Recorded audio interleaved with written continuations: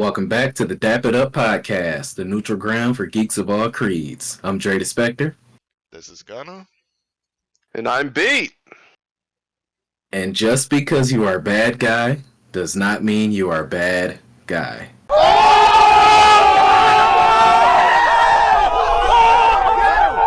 This week we'll be covering some of the latest news in gaming, including the upcoming Capcom Spotlight and Starfield's confirmed release date. Happy to see that.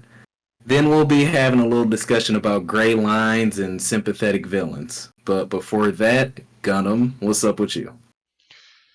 Not too much.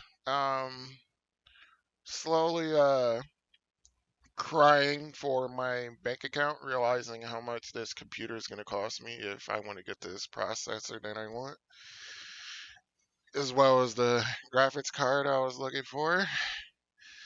Yeah, we talked about that. Yeah, that's great. Yeah, like almost $2,000 more. Yeah, that's great. What did you decide to get? Good times. Good times. Great. I'm trying to future-proof it. I wouldn't Clearly. But yeah, it's great. No. Tell him why. Why would you not advise that? Get in his business. Help him. Help a friend. Unfortunately, my friend, future-proofing is laughing. You don't know where technology will be 5 years from now. So you might say, I'm going to future-proof, buy a $2,000 graphics card, and there's something 3 times as good for half the price in a year or two. So it's because I made that mistake. I got two 780 Ti's, and I had them bridged together, and I'm like future-proofed. And no less than 2 years later, like one card was better than both of them together. So that was like $800 a piece. So it doesn't usually end up being worth it. Yeah, this is about what I'm gonna spend on this 4080. So 40. I mean, the 4090's coming out. You might as well wait if you're gonna spend a bunch of money. Realistically, how long do you think it's gonna last him though for what he's trying to do? That's my question. Based on your current specifications, I'd say maybe 3 years before it's. yeah. But obsolete. what are you trying to do, Greg? Yeah, it does depend on what you're trying to do. I mean, just edit, play games, and stream. You could probably get that done with a 3070. Yeah, they're about the same price right now, though. 3070s are the same price? As the 40s. Yeah, they're pretty similar. So That's I may as nuts. well get the 40. Okay, well, yeah. Do you?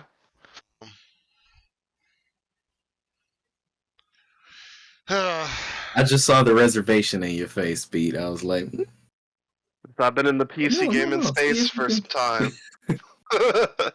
like, let me see if you can help him out here. What else, though, man? What else, Gunnm? Well, other than that, playing Octopath, new event in Overwatch.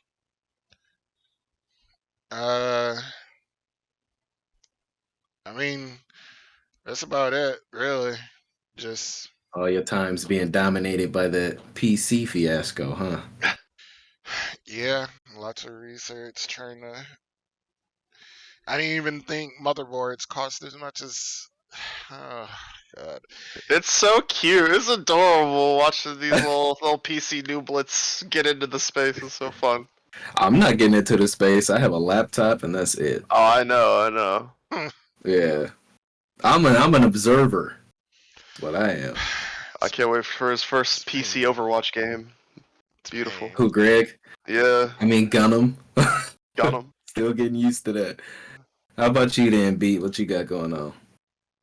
So, my week started kind of interesting. So I started last week trying to record footage for Destiny 2 for my review, and I noticed that my computer's temps were just awful. Like, it was hitting high 90s, almost 100 degrees Celsius. If you know anything about CPUs, you know that's not good.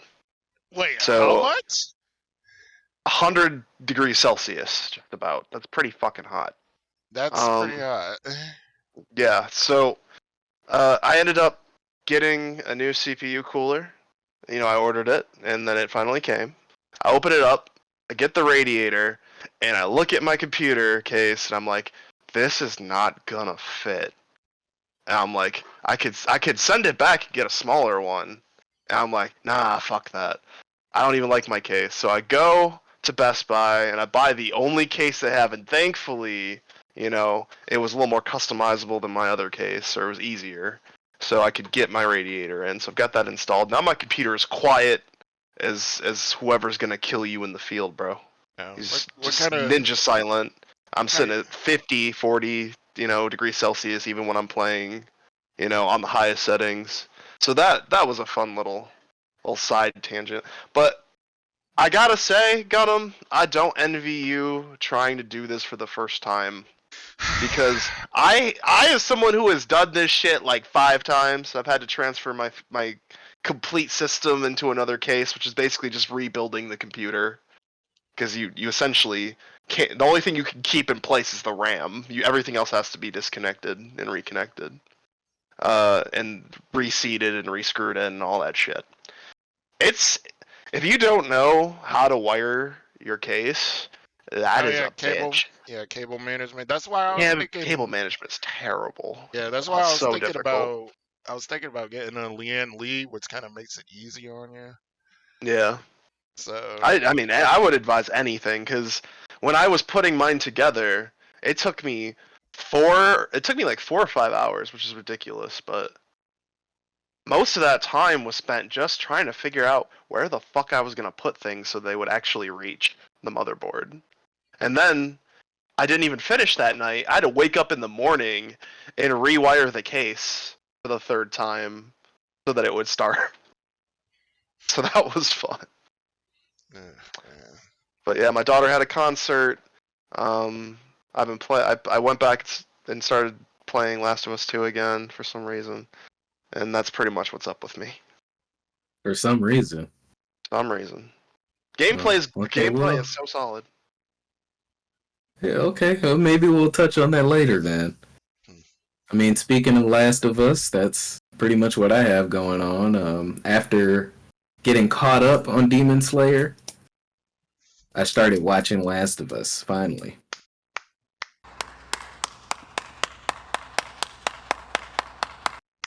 Okay, which one are you clapping for?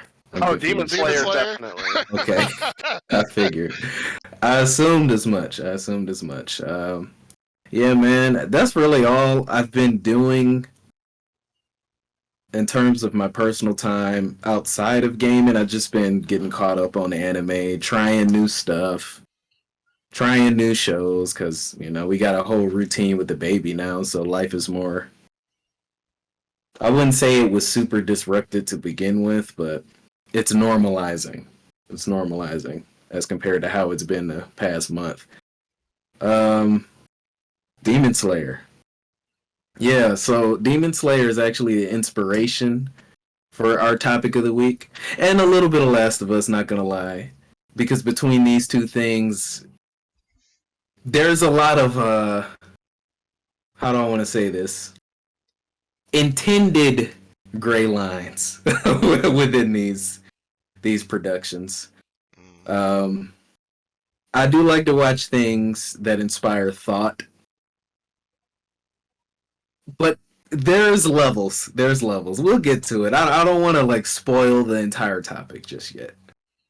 But I also started Chainsaw Man. Oh, hell yeah. Ooh. Yeah, that's Chainsaw Man to go, now, bro. I'm about to look, bro. Look. How many? I think I like it. How many? Good. I'm 7 episodes in. I'm 7 episodes in. Oh, you're into it. He's in it. I think I like it, but I say this with all due respect. It's beautiful. The animation, the fluidity of the animation, just the concept alone is dope. You can't deny that. No, of course not. It not. speaks to the juvenile part of my brain that likes chainsaws and demons. But this anime, dude, is especially going from something more shonen-y to this, it's not necessarily the mature aspects that turn me off. It's just, it can be so gratuitous that I'm like, Am I the only one feeling like this is who is this for? I'm like, this is for some teenage edgelords or something. I'm a what do you say? He's a perpetual motion machine, just slashing. He bodied a demon until it wanted to kill itself. That was fire. Yes. It begged for a mercy killing. That was fire. But as I'm watching this show, I'm just like, okay, I see what this is. It's over the top in every single way. The protagonist is an incel. You know, I like what I like about him is that his dreams are very minimalistic. 夢叶うなら女抱いてから死にてえな And I like the chase of him realizing, like, oh, you know, I don't ask for much, but when I get what I want, it doesn't seem like, you know, I like that. That kind of speaks to the modern, ironically, the American dream in many ways. I agree. But I don't know, man, like the barf kiss. Huh?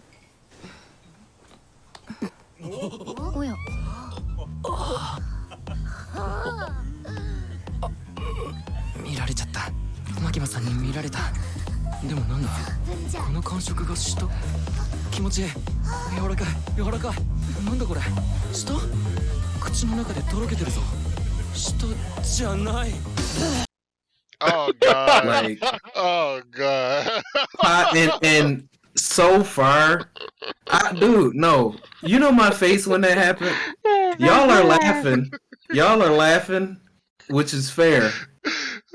My face when that happened, I was just like I didn't laugh. I'm like, this is nasty. Because that could have happened, but they didn't have to like. It was so That added to detailed. it. It It was so nasty. detailed. But you know what happened after that was the Oh, yeah. swallowing. He was like, "Boom," Oh, and it yeah, cut. I That was was like, so gross, bro. That shit I'm was like, this isn't Oh even. my God. But see, Greg is dying. Gunnm It is was dying. terrible. Gunnm is That was dying. terrible. But I was like, That because was terrible. honestly, it's not, and I'm not even, you know, Oh man. the animal violence and stuff didn't bother me, but it Mhm. almost seemed conspicuous. It seemed like, damn, some of this.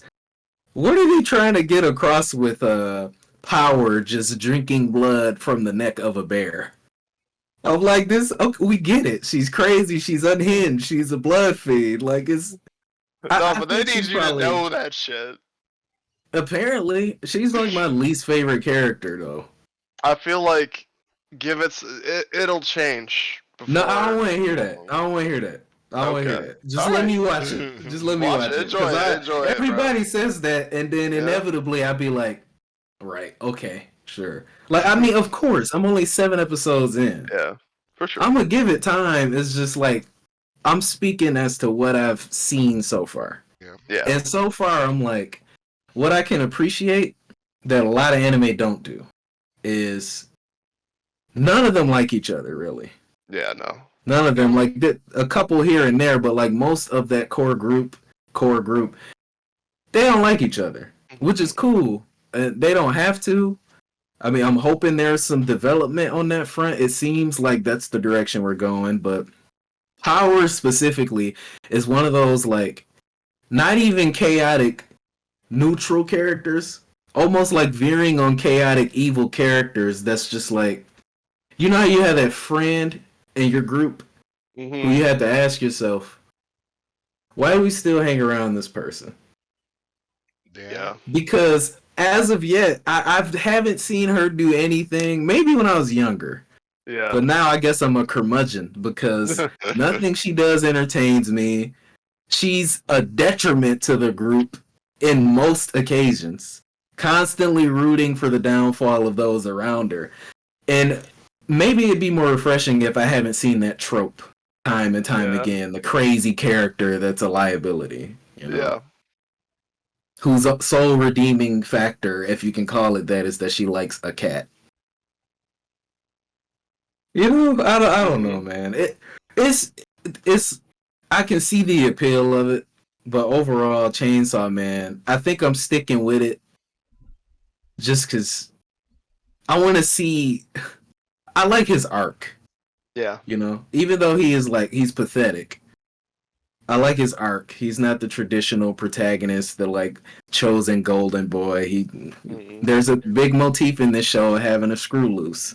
Yeah. And he clearly does. So I want to see where that goes. But I will tell you, I'm not obsessed with it like a lot of other people. Oh, for sure. Be. That may change. I mean, look, to your point, B, you said give it time. I'm like, I mean, obviously, I'm gonna give it time. It's just so far, I'm like, a couple times I ask myself, why am I still watching this? And then something crazy will happen, and I'll be like, oh shit. Okay, it's keeping my attention. Oh, for sure. I would say I'm not gonna even hint at spoilers, but having read the manga, I feel like a lot of your concerns will be addressed going forward. I sure hope so. Everyone says that, but I'm not that much further in the manga either, but yeah. I've read the whole manga that's out like to this point, so I can tell you it gets addressed. Okay. Well, hey, that's why I stick with things because I like to at least it really depends on what I'm watching, right? Mm-hmm. But I feel like toward the end of this first season, I'll have more of a firm idea of if I want to keep watching it, like going forward. But yeah, so I would say that the author's greatest strength isn't even really the violence or the over the top nature of what he does, but he actually is a fantastic writer. Because he came out with this property called Fire Punch, and that's one of the craziest, like, off the wall, like, is a really interesting story. Mm-hmm. Yeah. And, like, I think his character writing's really strong too. I've heard of it. The action is dope. Never read it. The action is pretty dope. That's the standout to me. I wouldn't say I like. What's his name? Dinky? Is that it? Denji. Oh, you know what? I had Daki in my brain from Demon Slayer. Yeah. Denji, like, I don't think I like him as a character, but I do like his arc. He's well written, and I can appreciate his direction because, I mean, if you grow up like that, the only thing you're going to care about is touching a titty. Yeah. You know? Yeah. So, but I'll stick with it. I don't want to come up as a hater. It's just for sure. You don't. They kind of, people really built up my expectations for this, and then I was watching it like, did I just kind of age out a little bit, or I don't know. We'll see. But I will stick with it for you two. It's good, man. And then we can talk more about it after I get caught up. But out this week, we got Deckham on March 7th, as well as Mill & Journey. I don't know, maybe a card game. As well as Mill & Journey, Bittersweet Memories, Outlanders, Pronti. I thought that was a typo. On March 8th, we have Paranormasight, The 7 Mysteries of Hanjo. That's a big one. Yeah. March 9th, we have Clash, Artifacts of Chaos, Do Not Feed the Monkeys, Master Plan Tycoon. Oh, what's that? I never even heard of that one. Master Plan? I haven't heard any of those. No? So it goes. Oni, Road to the Mightiest Oni. Paranormasight. What happened here? Oh, Switch release. Okay. Yep. Releases on the Switch on March 9th. Peaky Blinders, The King's Ransom for the Quest 2. Project Zero, Mask of the Lunar Eclipse. Bro, I have not heard of any of these games, but we gotta cover it. Me neither. Relic Space, Session, Skate Sim, Tiny Troopers, Global Ops. That one sounds exciting. That was like a Train Life. Right? Train Life, a railway simulator. That one's probably going to be huge because it has simulator in the name. Oh, true. Mm-hmm. Transport Fever 2 Console Edition. And then on March 10th, we have Before Your Eyes and DC's Justice League Cosmic Chaos. I feel like every game you just listed is going to sell exactly 5 copies. Look, unironically, Power Washer Simulator is pretty Goat Simulator, Farm Simulator, bro. Like, if it has simulator in the game, it's probably gonna sell. I agree. A lot of people like to do menial tasks in video games for Mhm. some reason. Why It's is it more therapeutic. fun in games? Because you don't have to physically Bro. do it. School is more fun in video games. It really is. It's wild. Yeah, Persona? Mm. Going to school with Persona, bro? Yeah, people play the power washing one because it's therapeutic. I know some Overwatch players that play that shit like after having a terrible day. You I should just try feel washing like- your own car. Yeah, that game is too repetitive, and if I was going to clean something, I'd do it in real life, because then I get an actual benefit. I don't know. You know, People just oh, like I don't believe you. Oh, dude, I Did you would. play that game? Did I you play did. that game? I did. You did? Okay. It just seems like something random I'd hear Beat say, "Hey, I'm playing Power Wash Simulator." I gotta Yeah, see. you don't I like haven't it? played it. I gotta see how much that game costs. How much It's is free. that? Isn't It's it free on free? Game Pass? On Game Pass, yeah, I thought. Is it? I don't. Is it? I don't remember paying money for that game. I might be tripping. Really? I know it's on Xbox because people were calling attention to how the only Final Fantasy VII we're getting on Xbox is through Power Wash Simulator. But yeah, it What's is. up? It is. It's on Game Pass. It's free. That's how I played it. All right. Yeah, Well, it's $25 on Steam. give it a shot. In the wake of Yeah. that, let's get into the news. Let's do it. Today, we have a Capcom Spotlight. What's your guys' level of interest in that? They're going to show RE4, Mega Man Battle Network Legacy Collection, Monster Hunter Rise Legacy, Ghost Trick. Oh, that one sounds hilarious. And Exoprimal. Let's see. Can't say I'm interested at all in Exoprimal. Mhm. I mean, I don't know what more they could show for this Battle Network collection. Dude, quick note on Exoprimal. I took this from the Capcom website. Mhm. It's almost like they're taunting Dino Crisis fans. It really Because does. look at the description of this game. It says, sudden dinosaur outbreaks have engulfed the globe in a crisis that threatens humanity's very existence. Dinosaur and crisis in the same sentence.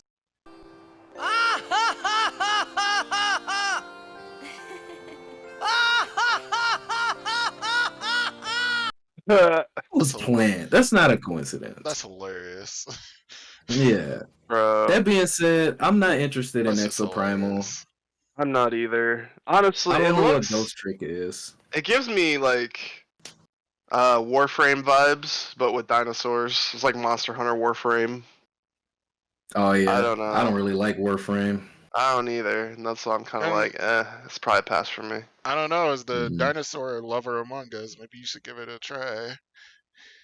I'll try anything, bro. I'm not averse to it. It's just I haven't seen anything that drew me in, but I'll tune in because more RE4 is always a good thing. Yeah, RE4, Yeah. yeah. I'm looking forward to Mega Man Battle Network. I mean, it's just gonna be a collection of the Battle Network games. I don't know what else they do to it. I don't know about you, but I loved those games as a kid. I do.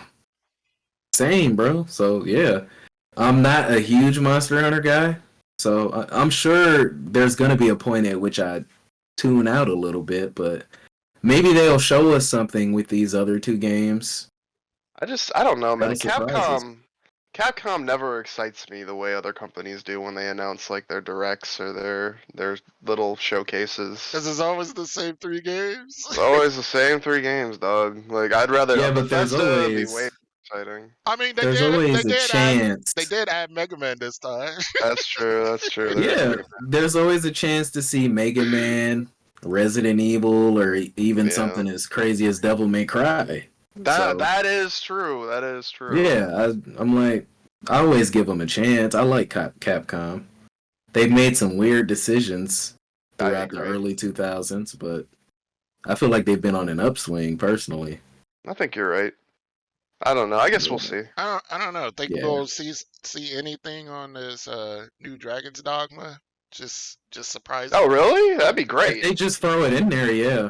I'd be happy. I don't care. I love Dragon's Dogma. I feel like it's the most underrated game in the world. Mm. Underrated? I think it's underrated. Yeah. Yeah. Maybe I mean, I can't say I didn't maybe play it. maybe surprise us with a Mega Man X game, please. Never gonna happen. Please. I don't feel like I don't know Capcom what more cares I'd about want. Mega Man like that. Well, they've recently made almost their entire catalog available. Yeah. So maybe it's It could just they be. don't know how to proceed.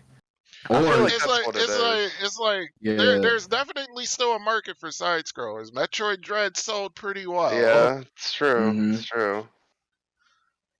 did. So, Starfield. Starfield. Let's talk about Starfield. Field to the There's going to be a stars. Starfield Direct on June 11th, Oh followed yeah. by the release of the game on September 6th. Everyone's saying this is a delay. I don't see how, because there was no release date beyond November specifically stated. I mean, all they It's just said. everyone was expecting it to come out earlier. I mean, all they said really was expected in the first half of this year, right? Expected, yeah.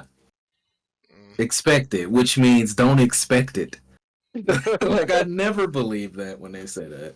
Yeah, This isn't I really had a a delay. I had a feeling, but Well, I had mentioned it not too long ago. I'm like, we haven't heard a lot from Starfield. I We Like, I talked think they're about gonna it on push the it back. podcast. like I remember on the podcast, I don't know how many episodes ago, you asked me, and I said, it will not be any later than this November. I mean, You did it. to the credit of the people that are kind of like disappointed and calling them out, this and that, like they did kind of lead on like it was gonna be out this first half, Yeah. which is understandable, but They created an If they didn't expectation. give a date, it doesn't matter. I mean, I agree as for well. a game of this scale, it's like, come on, guys. Realistically, Well, it here's doesn't what I don't matter when it understand. releases. It doesn't at all, but here's what I don't understand, and I'll back that point up with evidence too. Why is it that when a game comes out, before we're ready for it, we always want to complain about crunch and, oh man, those poor developers, and we always want to come up with a reason for why the game shouldn't be rushed. But then when it gets delayed, we want to cry about it as if there's not a million other things to play. Granted, I wouldn't even consider this a true delay. Maybe it depends who you ask based on your own personal expectations. But I mean, dude, do you want another Skyrim? Like No. launch Skyrim? Do you want another launch Fallout 3? You don't. I don't. No, of course I not. want Bethesda to for once release a game that is not only amazing, but runs smoothly. And if it took them like almost another year to get even close to that, sure. There's so many other things to play in the meantime. And you said it doesn't really matter when it releases. See, look at this. As far as Xbox first-party titles with confirmed release dates, as of right now, we've got the Outer Worlds Spacer Choice Edition. That just came out on the 7th. Forza Horizon 5 Rally Adventure. Now, even if these aren't things you care about, we can't say that there's nothing coming. We got Minecraft Legends in April. Last Case of Benedict Fox, late April. We got Redfall in May. We got Diablo 4 in June. Oh, yeah. You know what I mean? Yeah, we got games coming. There Yeah, is. so For sure. yeah, so they have stuff coming down the pipeline. And if this was a year or two ago, bro, a year, 1, 2, 3 years ago, I'd be like, yeah, they need to get it together. Like, Psychonauts, Forza aside, they need to get it together. But, I mean, Lord, man, Starfield has the potential to be the saving grace of Xbox as a whole. But we want to complain because it's not coming out when we wanted it to. Like, it's a few months later than we expected. I will. I'm gonna play the devil's advocate here. Sure. I can see people being upset because I'm sure they're already assuming what I'm assuming, and that it's gonna come out in a Skyrim state anyway. real talk, high key, with the size and the scope and the scale of what this game is supposed to be, and you consider the limitations of Bethesda's development process and how they tend to genuinely not give a shit if there's bugs in the game on release. I don't see. I think they're working on core features right now. I don't think they're working on a high degree of polish just yet. I think last 6 months, probably they'll be working solely on polish because that's all you have time for. But I don't see a universe where this game comes out and it's not still riddled with bugs. My counter to that, do you place any stock in anything Todd Howard tells you? Never. I'll ask you that first. Never. You don't? No. Well, regardless, I'll tell you that he has gone on record as saying the game has been feature complete for months at this point. Oh, has he? Yeah. He said that multiple said times in the public forum. Right, Oh. but I'm going off of what he said. Yeah. I'm going off of what he said. Historically as well, I can't remember a time when a Bethesda game was delayed to this extent publicly. Like, I cannot remember a time in history in my life where Bethesda was like, hey, Skyrim is coming on this day. You know what? Never mind. Okay, now it's coming within this window. Okay, never mind. It's coming next year. That's true. You know, I don't recall that ever happening. So it's hard for me. It's always possible. In this industry, it's always possible. But it's hard for me to believe that the game isn't feature complete at this point, considering it has a solid release date.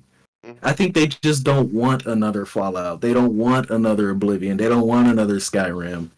Even though people will excuse it regardless. Yeah, for sure. Like, nobody would actually give a shit. I'm just saying that they would feel kind of slighted if they delayed it and the game's still released the same way Bethesda games always do. Question is, who, though? People will say that, but everyone's going to be playing it. Like, no, that's what I'm saying. Nobody's going to give a shit. Yeah, I'm not excusing it. I'm just saying, like, I think the whole narrative around it being another delay and Xbox having to get it together is a little disingenuous. Yeah, I think that's disingenuous for sure. Yeah. I do think, to your point, that there is an issue, but I do think people are starting to come around to it, where people are talking out of both sides of their mouth about it. Where it's like, oh, you gotta treat the developers right, but I want my game out when you said it would. It's like, I just feel like we need to, like, when we're talking about production and deadlines and things like that, the process needs to be more realistic. It's like, realistically, how much time is this going to take? So that when you're giving people, like, target windows, they're at least in the ballpark and they're not a year out of place, you know what I'm saying? I feel like there's got to be a way that they can do a better job of forecasting and projecting when games will release. In a post-COVID world, I think it's easier said than done. Oh, true. But I agree with you. It's just that I'm not bugged by Windows. I'm bothered by, like, solid, repeated delays. Yeah. When you give me a date and you delay it, I'm like, okay. When you give me another date and you delay again, I'm like, maybe stop. Yeah. Or when you do it 3 times, and, you know, the case of a developer that won't be named, it's just, I don't know, man. I'm with you. I'm with you. There has to be a better way of not over-promising, but then there's also the whole economic aspect of it, appeasing shareholders, trying to recruit for future projects. Absolutely. Unfortunately, finances like that. Yeah, like most. Where you at with it? Like the most they did was just push it out of the projected window that they projected that it would be out. So yeah, I mean, I get the disappointment, but it's not like because I think in RGT's video he was like they lied. I'm like, they didn't lie. Oh yeah. Not really. That's a stretch. That's a stretch. Right. That is a stretch. But it's. I don't want to come off as like the champion of Xbox, but if it was PlayStation or Nintendo and it was Zelda or God of War, this would hardly be a conversation. It wouldn't. But, you know, I mean, God of War got pushed back.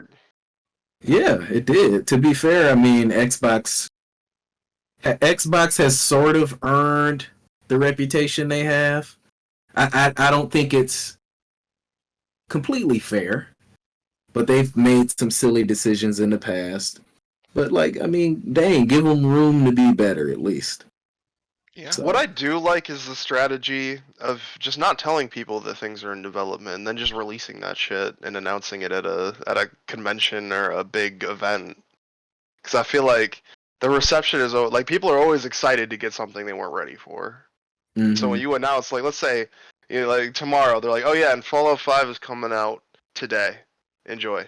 Like, people would be incredibly hyped. Like, it wouldn't even matter. It wouldn't be all this negative discussion. Everybody would just be like, oh my god, Fallout 5 is right here in my lap right now.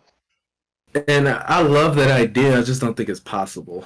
It's not always possible. Not no. for everything, especially if it's like a big, like huge title. Yeah. Well, Yeah. like Metroid was able to do it because Metroid's kind of been in a downturn lately. So It's Yeah. also a I mean, remaster. it's A remaster. yeah, and it, Yeah. I mean, it does have an upward trajectory now, like thanks to Metroid Dread, like doing so well. But I'll yeah, tell you though, Beat. not everything could do that.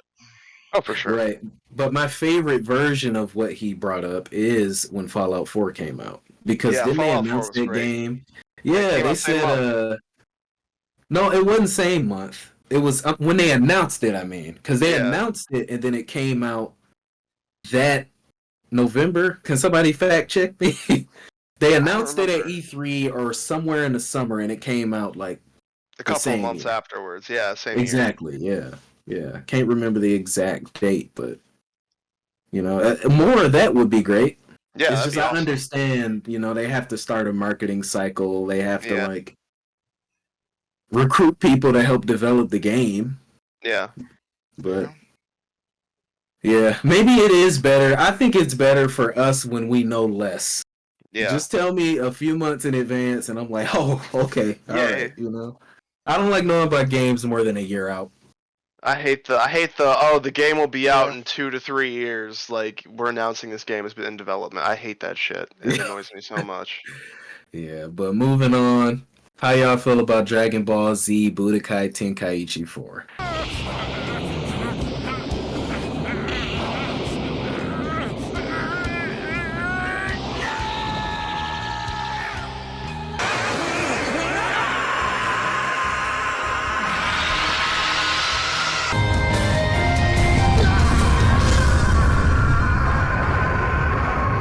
I'm so hyped, bro. I was so Um, excited when I saw that at the little trailer pop up. They had the little CRT television, you know, taking you back old school, and then they flash to Goku going Super Saiyan Blue in the new engine, bro. It looks fire.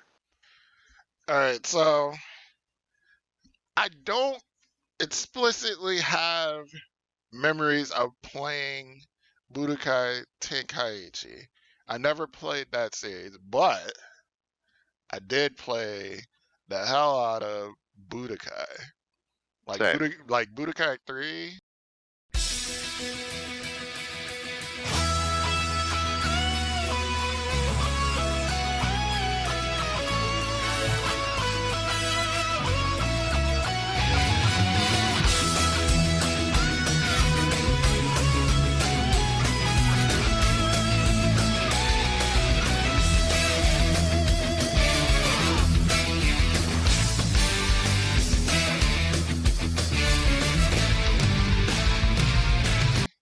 Is one of my all-time favorite PS2 games.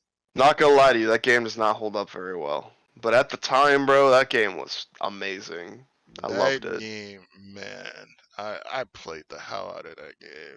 So seeing this, like, this is the best way to get me into an arena fighter.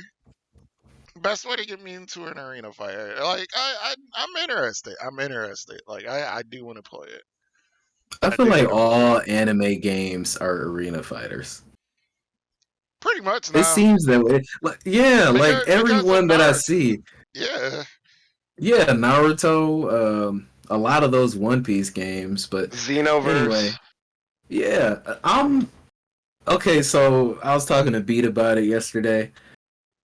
I have a history of Dragon Ball Z Budokai. Mhm. I could not be less interested in this game, but I love Dragon Ball, so I'm gonna get it.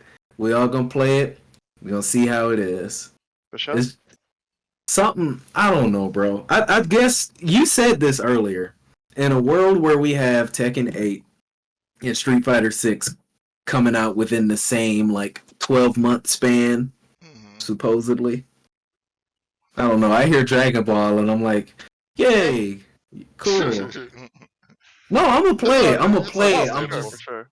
No, I yeah. definitely get it. I get it. I get it. But wouldn't it be funny if those games came out and they were great, right? But Mm, Tenkaichi 4 was just the goat. I feel like everybody underestimates Dragon Ball. Like Fighters was amazing as far as like just a solid technical fighting game with Dragon Ball attached to it. I mean, if you slipped on a banana peel, that'd be funny. That's true. It'd be funny, yeah, Yeah. but I don't, what are the odds? I don't think it's gonna suck. I don't think it's gonna be bad. I'm just when I think back to those games and the times they released, Yeah. what do we want from this? Because isn't Xenoverse completely different, or is it I, similar? I haven't I played would say Xenoverse. I would say it's different. It's very similar Mhm. though. I could, Like in the way that the combat works, how characters kind of come to each other and rotate and knock each other back. Yeah, But I feel like Tenkaichi combat always felt more visceral. Like it felt more impactful than yeah. Xenoverse does. So what do you want out of it? Like ideally, you'd see a lot of characters, like real high roster. Um, yeah, that's what it's known for. Like it had like Oh the yeah, largest cast of characters up until I think it was like you the remember Smash 3? games came out. 3? Mm-hmm. Yeah, that Yeah, I cast is remember Tenkaichi ridiculous. 3 was Yeah. insane. Then you had forms for all the characters too, so you could like play as a specific form of a character. Yeah. Mm-hmm. I would Does I would like to see them Tenkaichi, integrate it though. do they traditionally have battle damage? I don't know. Yeah. Yeah, they do. They do? Yeah. Okay, yeah. Yeah, I mean, there's something to be said about a Dragon Ball fight simulator. Yeah. That's I'm really what it seems like. interested. Yeah, it's just the people who are like, whoa, about it. I just don't know what they're expecting. Because I think back to my time playing 1 and 2, and I Hmm. played the hell out of those games, but like, they don't come up in conversation. No, I feel like that's more like I wouldn't say cult classic, but it kind of is Mm-hmm. in a sense where it's like it definitely has its like mega fans, and it might Yeah. not have been like a huge release or like something that people are like a lot of people are into, but it's definitely something that those specific fans are going to feel well treated and well served. All right. When is it coming? There's no They date. didn't announce a date. They just announced the They game was didn't? in development. Hmm. Okay. Well, let's marathon it on release. Maybe my opinion will change. I don't have a strong opinion. I guess I just saw it, and same with you with the Mario movie. It's just kind of Yeah. I don't. Yeah, it's I'm been happy not clicking for anything for you. yeah. I'm happy for everyone who's excited. And hell, I might play it and start crying from nostalgia. Let's see. So, last thing we got on the docket here, Gunnm, you wanted to talk about the skill up situation. How Yoshie P had some things to say about the term JRPG. Hmm. So I have the direct quote here per Skill Up's review in reference to Yoshie P's thought that the action RPG genre had advanced and become the norm. Skill Up asked if he was implying that JRPGs had advanced in the same way. So clearly he noticed something was a little off when, in response, Koji Fox translated, "One thing he wants to get across is that when we make games, we don't go into them thinking we are creating JRPGs. We are creating RPGs. The term JRPG is used by Western media rather than users and media in Japan." And it would seem he went on to talk about his history as a developer, encountering that term used in a pejorative sense. So I guess in the early 2000s, and you made the point, thinking back, there were certain broadcasts and reviews that there was a whole culture of making fun of JRPGs. So, Yeah. I'll preface this by saying I can't tell him how to feel, but we do have the context. We do have the context as well. So Yeah. there's weight to it. Mhm. So, in reference to how he feels, I do sympathize. I definitely do. Like, I never did see I forget the name of the guy. Like the fell clip. I saw that one in a Player Essence's video, and I was kind of floored by it. I was like, wow, really? I'm like, this guy flew out all the way from Japan to come to this panel, to see you, to talk to you, to ask, what your thoughts are on, Japanese games basically in general, and what things that they thought, as Western developers they could do to improve, their games. Just to get like a different thought process, And they berated him and laughed at him. Like basically out the room. And it's just, I can kind of understand like the general Japanese sentiment around like why they feel like it's almost like a derogatory term.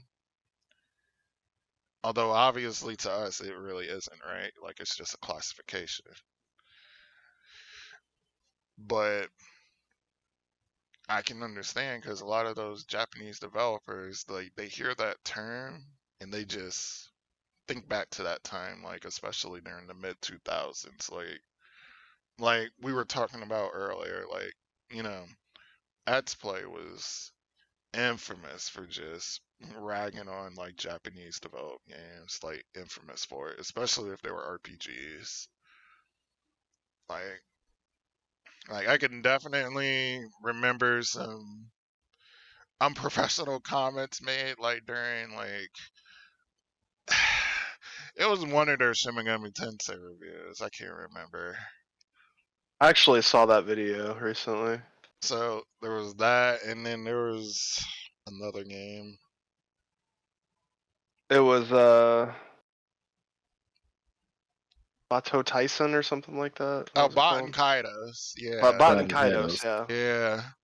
With Bato Tyson. I don't know. I don't remember. Which is Yeah. ironic. Yeah. We got that remaster coming out, right? Yeah. So I yeah. think unfortunately in the early 2000s the Japanese developers experienced a lot of like straight up just racism, like just from the Western cultures. Like it's Yeah. just like you look back at some of those old skits, like back in the day, oh yeah, that was haha funny, but like watching it now in the context of like today, I'm like that was just fucked up. And I'm like, we just disrespected, like, Western media just disrespected the hell out of them for no real reason other than that it wasn't American culture. Like they're like And the Japanese were the ones that brought video games back. yeah, they were. Like the gaming industry owes so much to these Japanese developers to begin with. Like think about the onset of video games, Mario, like all those classic Nintendo titles, Zelda. Like really, like the Western developers should be thankful for what they did for the market. It's crazy because it's like once like Western developers started like getting a foothold, especially when the Western RPGs started coming out, you started getting your Elder Scrolls 4, like when Oblivion came out, your Skyrim came out, your Mass Effect started coming out. Mm-hmm. Like we started getting big heads. It's like, Yeah, like we in the had the West, age of the Western. it's like, Yeah. like we in the West, we can do this thing too. But We could do it in a different way, and it could be cool and cinematic. it's like we can do more than just sports games. But man, I think what's ironic, right, is as you know, you talk about the negative connotation that used to be. I'll say used to be because I don't think anybody has that impression oh of yeah, Japanese RPGs now. Most people No who one I love them, a talked lot of to. people love them. Like they're just like they're a different style of game. It's Right. it's ironic that Western companies were just talking all this shit. Now you look at the way that Western developers are doing shit. The forced Mhm. diversity, the poor character writing, the millennial writing, and it's like y'all garbage. Like you talked all this shit about Japan and what they were doing, and now they're better than you. And not just in the video game space, but when you're talking about comic books and like media like that, cartoons, animation, they're killing y'all. Like y'all just getting fucking murdered, decapitated. I In agree. fact, uh-huh. like the top 10 lists for like selling like visual novels and stuff, all Japanese. It's like Japanese all the way Mhm. down. So it's like honestly, I think Japan. I'm not gonna say they need to get over it, but it's like y'all need to understand that right now y'all are on top when it comes to media and entertainment. Y'all are killing everybody. True. And as I mentioned earlier, I cannot tell someone what to be offended by. For sure. It's not my place to do that. Mm. But Gunnm, you said it. We are not using that as anything more than a term of classification. Yep. Because, of course, if I went to Japan, I can say that I do this. Who knows how I would have reacted, but I don't feel like I would have framed the question that way. I don't feel like I would have said JRPG because you don't go to China and say, "Hey guys, what's the best Chinese restaurant?" You say, "What's the best restaurant?" Yeah, So I can see how it's probably. yeah. I think it's an issue of word semantics, but I think personally for Yoshie P, it's the association of that term with the behavior of Western media back in those times. But I mean, I gave you guys the example earlier. If I'm trying to get a person to play an RPG who has never played RPGs, and I'm specifically trying to get him to play, let's go as far back as Persona 2. I want him to play Persona 2. I'm not going to say, hey, you should play this RPG. I'm going to go in depth and define it as a JRPG. Because it has those anime elements. Because he might jump in and be like, what is this? I hate Dragon Ball. I hate Naruto. You know what I mean? So I don't use it as anything beyond that.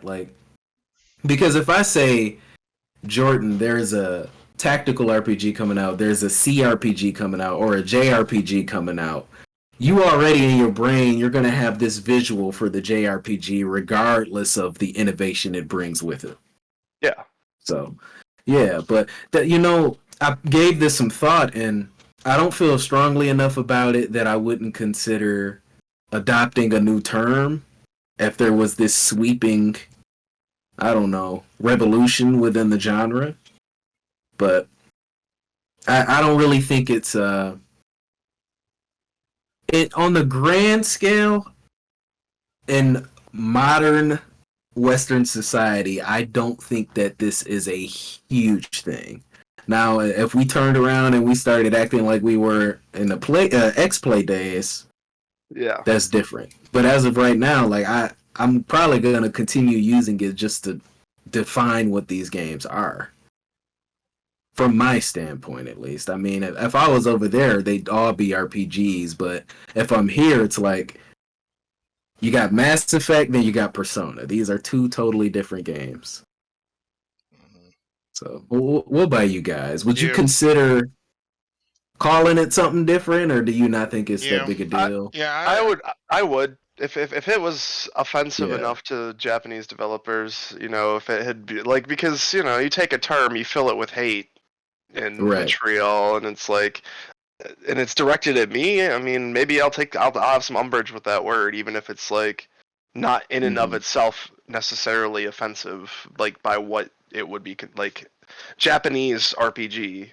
Like even if it on the surface level, I don't see anything as being particularly offensive about calling a game that. They do. Yeah. So it's like, obviously, if it's that traumatic for them, then yeah. But I don't personally see. I feel like it's like they should take more of a black approach and just take it back. Just make it theirs. Like, yeah, Yeah, because a Japanese RPG is a sign of quality. Being called that is a good thing. I think so. I think so too. I truly think That's so. what I I mean, because we can also say, I can remember, I can't provide the receipts, but I can remember times where a Japanese developer has made that distinction. Yeah.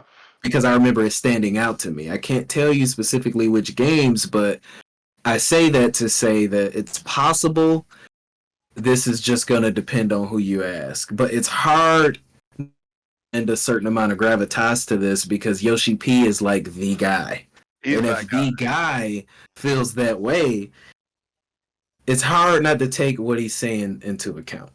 But, I'm not married to the term JRPG, so it's not like if there was this sweeping movement for us to stop saying it, I'd be like, oh, you're policing my speech.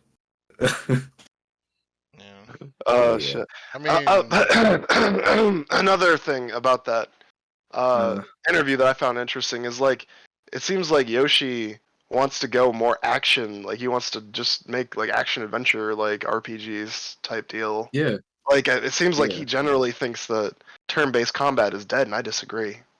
I think that there's a couple games he didn't really consider when he was talking about, like, how, from his own like, company. Japanese, like, how his own company, within his own company, about how you can do, turn-based or have more RPG elements. Like, he ignored Final Fantasy VII and the success it's had with its combat system, and how it's kind of married both systems into something that's a really fun hybrid that's kind of unique and stands out, as opposed to just making another action RPG. I think that, as much as I love Yoshie P as a producer, and I think he does a great job in project management, it's obvious from his work on Final Fantasy XIV how much of a revolutionary this guy is. I think that he has a misconception in his head from, that prior time of Western RPG dominance that, Final Fantasy needs to move away from being Final Fantasy, essentially. Mm-hmm. I think that I feel like that could work against him, because I feel like he's trying to take these elements from Western development studios that are kind of at this point getting kind of played out, like where people are kind of getting sick of this blended, samey kind of action RPG without the RPG. Yeah, we've been creeping in that direction for a while. I feel like he's heading in the wrong. Instead of embracing the strengths of their particular style of RPG, he's trying to. It seems like he's ashamed of it. Right. And I think that's negative in the end. Yeah, I can see that. I definitely think this was a conversation worth having. Yeah. It seems like we all feel similarly. I mean, anyway. I can definitely see where he's coming from. Mm-hmm. Anything else? I felt like I cut you off earlier, Gunnm. I mean, not really. You guys basically said same thing I would have said for the most part. Like, I don't disagree with anyone using the term. I mean, I will still choose to use it going forward. Just I'll just know there's some that the Japanese see it kind of in a negative light. Just be sensitive to that. Mm-hmm. Obviously, like, and I think it's like OJ, Player Essence, said that he's gonna stop using it going forward. If you want to do that, up to you. But, Yeah. But I don't see anything wrong with using the term.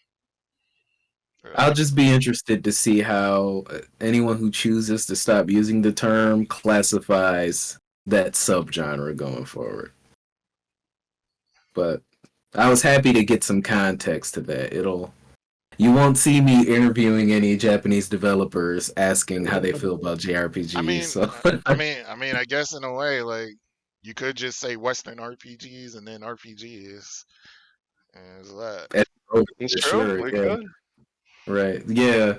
But I mean, I don't think I know for certain there was not any ill intent, and I don't want to throw Skill up under the bus or anything like that. Oh, for Mm, sure. I'm sure he didn't think anything of it when he said it, but we all learned something as a result. So, Yeah. Ugh. and speaking of learning lessons, we're gonna get into our topic of the week, which is sympathetic villains. So, I've been watching Last of Us. I'm not caught up. And especially, I'd say especially in the wake of Last of Us Part 2, there's a lot of emphasis on the gray lines within storytelling. Like there's it seems like a lot of games, because I'm focused on games right now, but we're going to open it up to anime, movies, everything after. A lot of games are trying to do that thing where they will take something that is traditionally considered, something you'd vilify someone for, a Mm. reprehensible act, and they believe by giving context to the stimulus of that act, they're going to absolve the perpetrator, if not make us feel like, oh, this person isn't really worth hating. And granted, that's been a thing in storytelling for decades at this point. It's just, I don't know. In the age we live in, it seems to be more and more the norm. Like, they take this dejected social outcast or what have you, give him a sad backstory, and then they explain why he's evil, so now we're supposed to be sad that he got his head chopped off. What do y'all think about that? You have any examples? Let's see. I mean, obviously. You said we're limiting it to games for now, right? No, in my example I was, Just because in Last of Us general. is what spurred the original Yeah. thought. Okay, so alright, so spoiler warning. So For Demon Slayer. spoiler for what? For Demon Slayer. okay. So you I'm already caught know up. where I'm I'm caught going. up. So you already know where I'm going with this. Mm-hmm. Probably. Spoilers, y'all. So Alright, I get it! yep, spoiler. Uh so you remember Gyotaro, right? Of course. How could I forget? So that man is probably through his lifetime killed hundreds, if not thousands of people, right? So I like how at the end, as he was dying, they give us this really sad backstory. I guess for his sister too. Yep. I mean, sister they're too. both. I mean, they both guilty. So Yeah. gave us this nice little backstory. Tried to make us sympathize. Like, oh, they grew up poor. Oh, his mom didn't fuck with Guilter like that. Like, what was them? It's like, Yeah. I love the backstories, but I always get that Brooklyn Nine-Nine thought in my head, like, cool motive, still murder, bro. Like, you're still a piece of shit. It doesn't make you any less of a piece of shit, Well, see, unfortunately. that's something I love about Demon Slayer, and why personally Tanjiro is probably one of my favorite anime protagonists in a long time. Because of the layers to his character. See, we look at him, and on the surface, it's like, he's this unrealistically goody two shoes, always positive, forgiving the bad guy, sort of. But then you really listen to how he approaches it. You watch what he does. He will always try to provide the demon a moment of comfort, as a testament to what they went through and the fact that they were human before. Yeah. But he doesn't like forgive them. He's like, shh. Requiescat in pace. But you're still a dick. You still going to hell. It's still going to hell. It's still gonna suck for you. Still going to hell. You still gonna suffer. You still have to repent. But I understand. Kind of. And Yeah. I think that's the way they handle it on Demon Slayer, I appreciate because one, I mean, not every character approaches it that way either. There are other characters that are like, bro, you feel sorry for demons? You crazy. Mhm. That's just his own personal arc, right? And I don't think they do it to like, they do it just to remind us what the characters are fighting. They don't do it to say, ooh, wah, Gyotaro and Daki, they're so downtrodden. Doesn't it make you mad? Doesn't it make you sad? No. No. It's just to give context, Hmm. you know. I like that. I like that as well. I like it. Whereas Last of Us, Oh Okay. God. I'll be vague. I'll be as vague as I can. Yeah, let's go full Um, spoiler mode, bro. Fuck it. It's Last of Us. Yeah. Been out for May as years. well. Just spoiler Well, warning. Last That's of fine Us. with me. Part of why I said that is I'm only up to like episode 5 of the show, but I can't imagine the show is gonna cover anything that we don't already know. No. You From know. what I've heard, it's pretty straight adaptation with some things cut out. Yeah, some of the things are a little, for better or worse. Yeah, a little different. They took some creative liberties, but that's neither here nor there. Last of Us. I can think of no more conspicuous case of like forced. What am I trying to say? It's like there's this forced empathy, forced grayness, man. There's this forced grayness to everything that's like a character will do something that 99% would like to think we do. Yeah. Would like to think we do. Yeah. But somehow they try to find a way to like look at it at a different lens. Like everyone's the hero of their own story. It's like, no, this dude attacked me and tried to kill me. What are you talking about? So I'll be specific. I'll be specific. What was dude's name? Was it Ben? Brian. I think it was Brian in the show. You remember that scene in the game? Because I'm sure you remember the game clearly. Mm-hmm. This scene was damn near 1-to-1. The scene where they crash the car, and Joel gets into that firefight, right? Yeah. Or I should say the gameplay segment. So they pretty much 1-to-1 that scene within the show. And after Joel kills the first two guys, this young guy, Brian, ambushes him and pins him to the ground, at which point Ellie is forced to step in and save him. Mm-hmm. And then they explore the whole, feeling bad about hurting other people, which is human, which I get that. I don't want to hurt anybody. But it's like Brian forced Joel to the ground and tried to strangulate him. Yeah. And then Ellie came up. I can't remember if she shot him. Yes, she shot him. And then Joel stood up, took Brian's knife, told Ellie to run and hide so she didn't have to see it, and then I can only imagine he gutted him. Yeah. And all the while, Brian's just like, my mom, you can calling out for his mom, like, I really didn't know, and crying. And at no point, call me a sociopath, at no point did I feel sorry for him. I'm like, dog, you dropped a brick on this man's truck. Yeah. They tried to kill him from the get. Yeah. Well, one, they tried to trick him because Brian came out feigning an injury. Then they tried to kill him with like a cement block. And then they got into a firefight, and they had the nerve to pull the straight from Last of Us 2. You killed Brian? I'm gonna kill you. Brian, no. Like, bro, I don't care about your backstory. Fuck your backstory. I said those exact words. As me and my wife were watching, bro, I said the exact words. I'm like, cry for your mommy. Yeah, do Wow. it, bitch. It'd be different if Joel initiated the conflict, right? I'd be like, I can kind of see where they're going, but they like set all the odds against Brian and his people from the start. Yeah. Because they were I think they were there looking for Sam and Henry too. I think that's why they were there in the first place. But then they ambushed Joel, and we're supposed to feel bad because Joel took it upon himself to make sure they couldn't do it again. I mean, Joel did a community service. Bro. I don't know if people are just getting... But really, though, the post-apocalyptic version of a community service.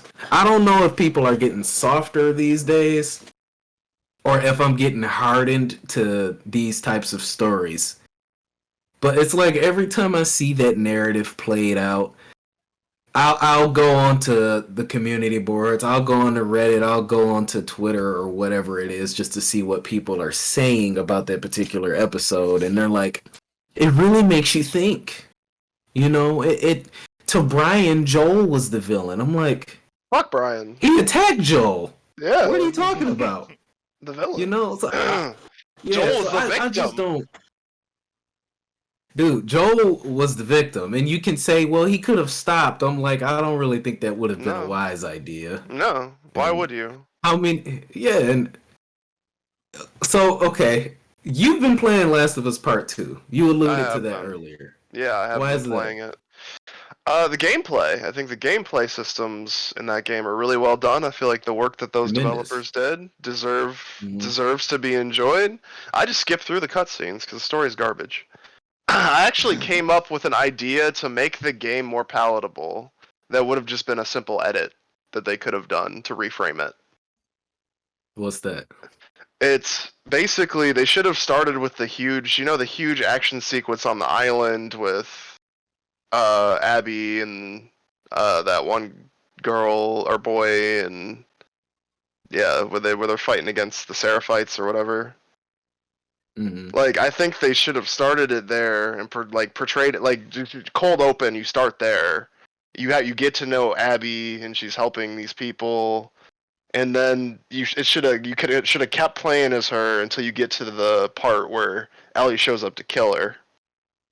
And then it should have went back and gave you the background, because then you could have gotten to see Abby removed from that situation as a separate person, as a separate character from that situation, and then you can be like, oh, this is what happened, and then you would end up feeling a little more conflicted. You would feel more conflicted about like how it happened, and you would feel good about the ending as opposed to feeling like, fuck Abby, that bitch deserved to die. It's funny how Last of Us Part 2 spoilers. Yeah. It's funny how they try to make you feel stuff after the fact. After the fact. It was stupid. It's the dumbest way to present it. Yeah, like, doesn't Ellie kill the dog and then we're introduced to it later? It's like, bro, I don't care about this dog. It tried to kill me. It tried to kill me, exactly. What do I give a fuck? I love dogs too, but it's like, that dog tried to kill, fuck that dog. Bro, like, they tried to... They really went for it, and it's funny how it was so manipulative. I don't want to turn this into, let's just hate on Last of Us Part 2. It's topical though. So Greg, you didn't play Last of Us Part 2? No, I don't blame you. So I'll tell you this, right? So at the end of, have you played Last of Us? No. Oh shit! I didn't even know. I just assumed you okay. know. I watched the show. Greg.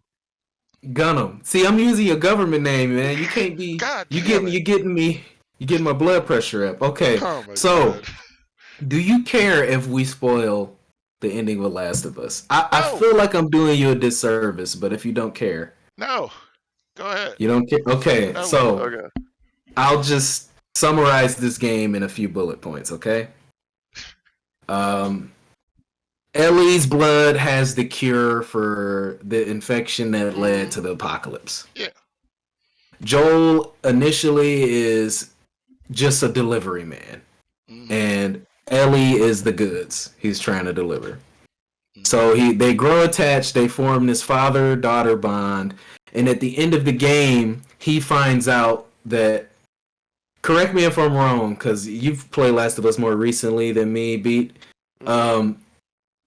There's a chance it will kill her for them to develop a cure, or it will kill her? It will definitely kill her. Okay, so they have to kill her, and then post-mortem, they were gonna, like... What were they gonna do? They were gonna take a sample... They were gonna take a sample of the... Because she has, like, a... She does have, like, a... What is it? The spores, or, like, the mushroom, like, inside of her brain? But it's like symbiotic. Like, it's just like keeping all the bad shit away, and it's just kind of benign. And they're saying they have to kill her to get a sample, which scientifically is not accurate. So it just tells me the doctors didn't know what they were doing. Also, post-apocalyptic doctors, sir. Yeah. They don't Right. know what the fuck they're doing. Right. But also, they don't know for sure. They don't know for sure if it'll work. Yep. So, upon hearing this information, Joel returns to rescue Ellie, and he massacres everybody in that facility to do so. And to make it straight up, I'm sure if they would have let him just walk away with her, he would have just did that. He would not have killed everybody there. But they were Joel not going does to let nothing him. but try to walk away. He does. He almost always tries to walk away. And Greg, Gunnm, dang man, I gotta get used to this. I'll have it by episode 10. But at the very end, well, I'll say the beginning of the end, the first thing he does is, doesn't he shoot the surgeon or like Ellie's personal doctor? He shoots the surgeon. He shoots the surgeon and then grabs her and runs. Yep. So, the reason I'm telling you all of this, that was the sticking point of that ending. Is it was the whole debate of like, it was that the right thing for Joel to do, to save his daughter? Was the right thing for him to kill everybody when he could have potentially saved the world? You know, and it seemed like during release, I don't know, in my brain, during release, the debate leaned heavily in Joel's favor. Yeah. But as time went on, doing no short part to the actions of the writers, it seems like there's this character assassination going on where they want to revise history and make Joel to be worse than how he was presented. That's 100% true. Yeah, so in the second game, Gunnm, you know Abby. You have to know who I know Abby is. Abby. And I know her Steroid backstory. Queen. Yeah, Steroid and Queen. she kills Joel. Right. What's hilarious to me, Mm. you know, and look, I cut him some slack because writing 101. You know, you're in full control of the status quo. Yeah. So in the first game, this surgeon was the most no-name random NPC who just died, and we didn't think twice about him, other than the fact that he got shot. You know, and he was in the way. In the second game, suddenly, there's a whole new model that looks nothing like the original surgeon. I'm pretty sure that the Abby- original surgeon was black, actually. I don't know if he was. Like, straight up. I think He was. looked different. He might have All been. I know He is they way look totally different. Yeah, and then they suddenly decided, hey, let's give him a daughter just to find a reason for someone to want to kill Joel and a reason for us to call his actions into question.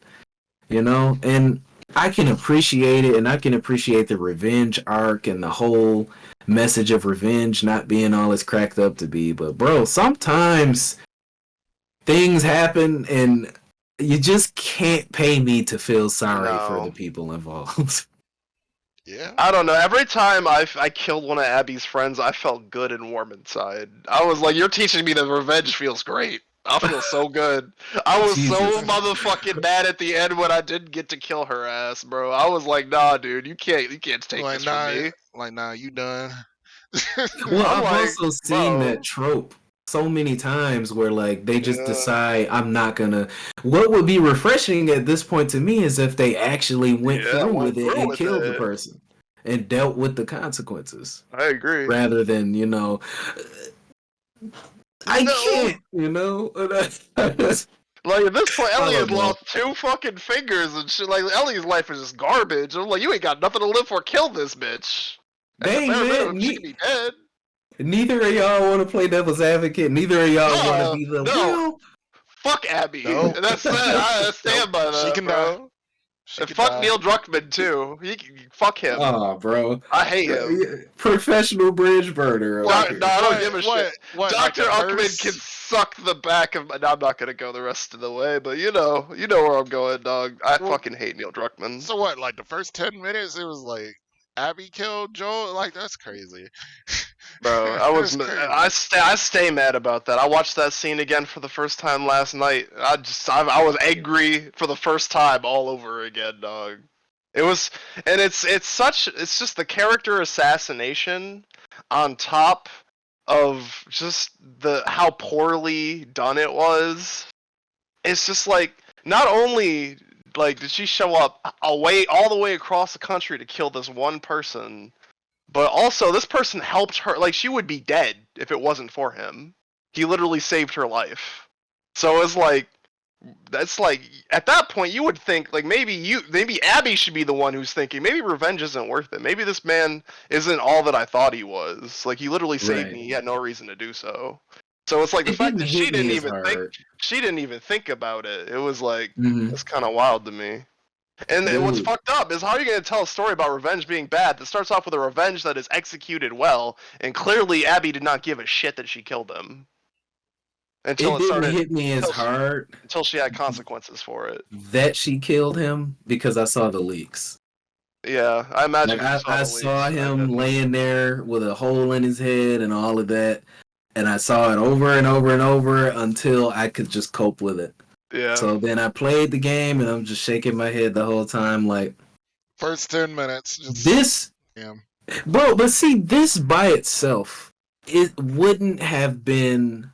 It's not that Joel died. It's like you said, the character assassination that came with it, and the fact that we're supposed to embody Abby and feel what she's feeling. And I don't. I'm like, if Abby was a pre-established character who you'd play as 3 to 4 times in the first game, and we had a reason to care about her, and we saw the results of Joel's, we saw that was her dad, and we saw the immediate repercussions of what he did.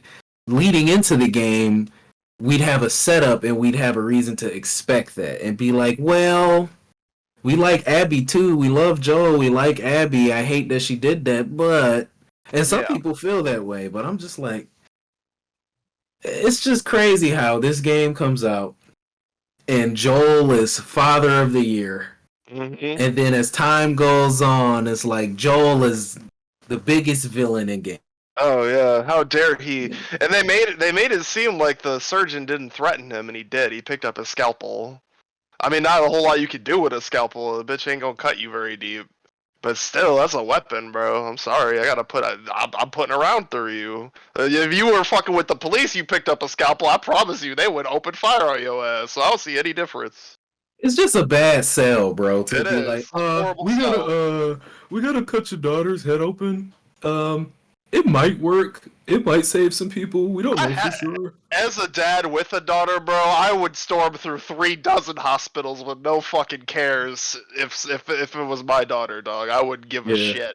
Just don't say any hospitals by name. Just, just keep it. Keep it a sec, bro. Yeah, that's crazy. Yeah, so any other examples you could think of, Gunnm? As far as sympathetic villains? Yeah, because those were my sources of inspiration for this conversation. Demon Slayer, Last of Us. You haven't watched all of Hunter, have you? I haven't watched any of it. Shoot. You mean like Miriam? Yeah. I wouldn't even say Miriam's a villain. He's just doing what's best for his people. He's just an antagonist. Okay, well let's get controversial. Let's think about like Doctor Doom. I think is a great example of a character that's like a sympathetic villain.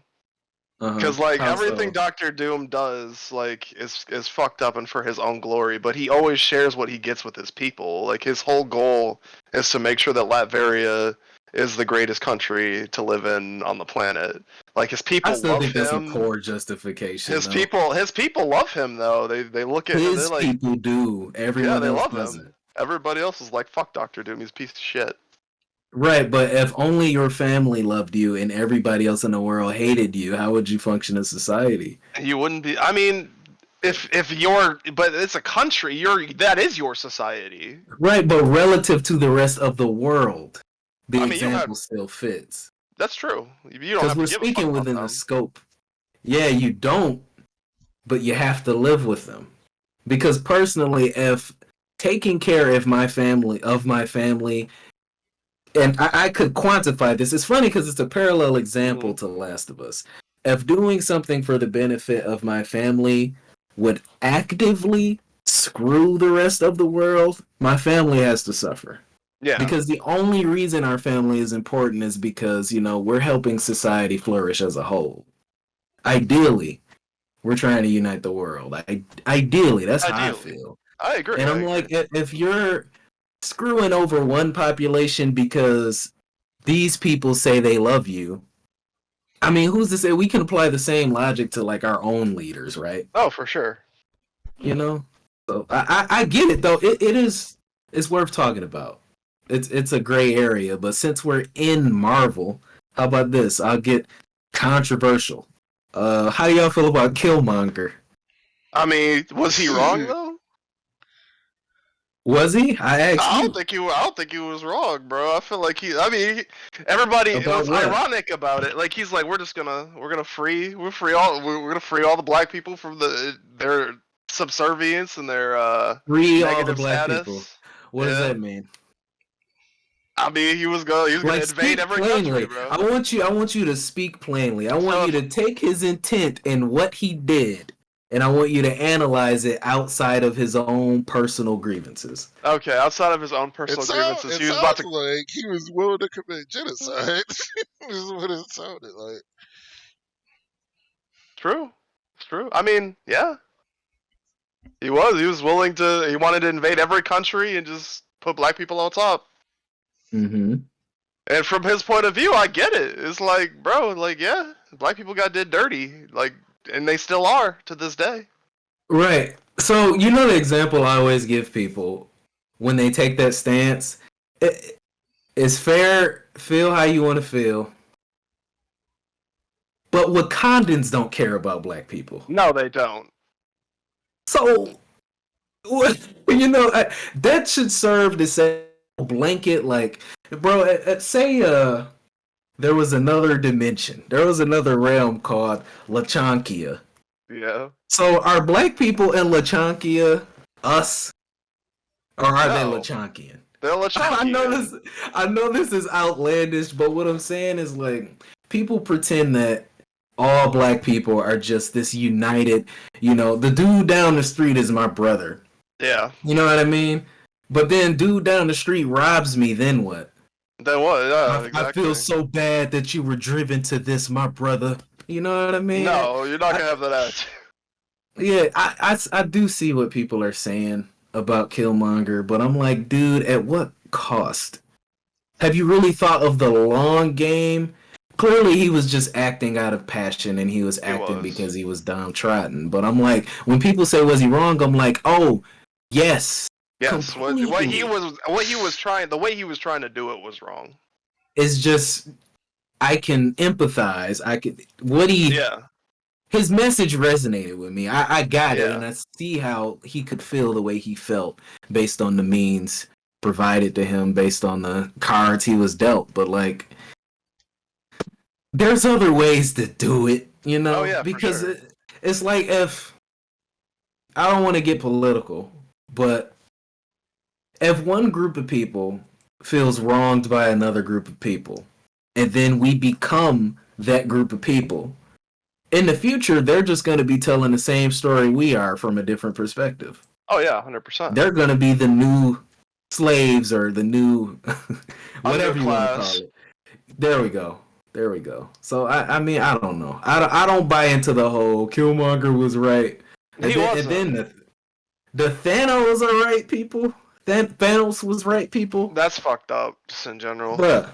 Like, universal random genocide is a great idea, is what some people think. Oh, it's fucking nuts. There's too many of us. Like, that's not even true. Dude. Okay. But I feel like we all feel similarly, huh?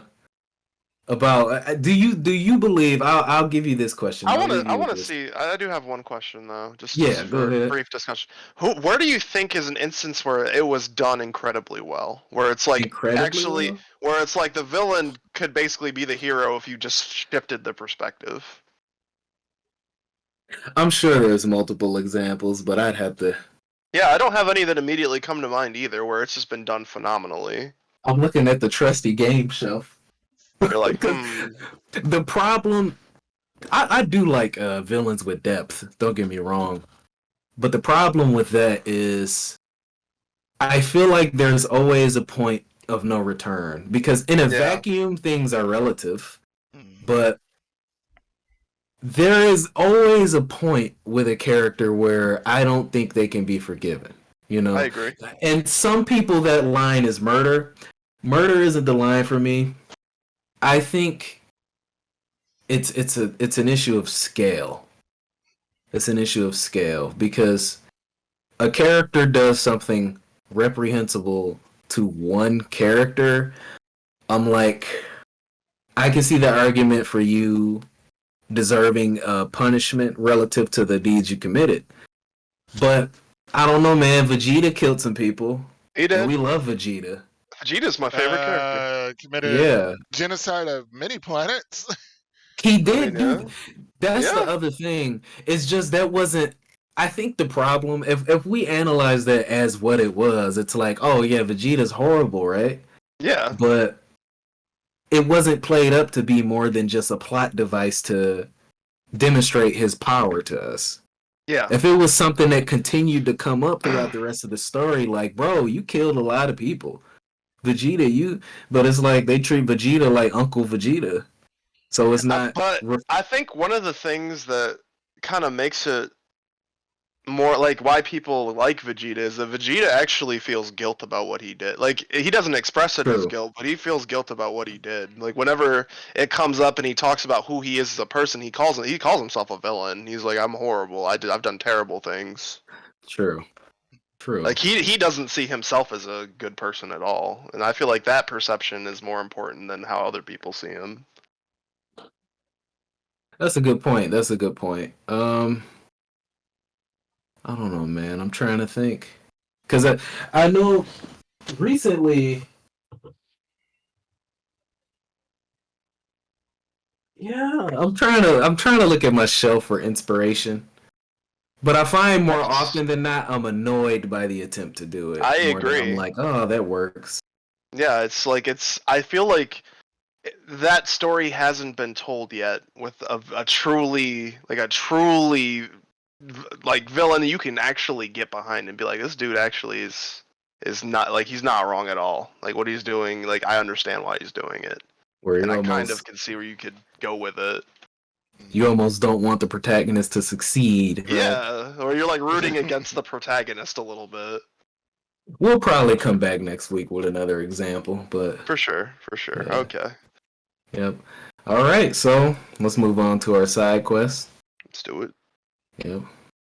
Breeze on through this. Alright, so you remember the groups y'all set up last week? Absolutely. Yeah, the mission was to infiltrate Shinra HQ, and he had to save Blue 14, a monkey cat, while also placing a bug in the boardroom. So you want to repeat who your team members were for the people watching? I'll lead off. So I had, aptly dubbed Team Metal Gear Solid. I got Jack the Ripper Raiden. I got Hal Otacon Emmerich. I got Solid Snake, in his prime, and I got Dio Brando of the Dio Walk. Okay. I don't know if he should have Dio. That's just ridiculous.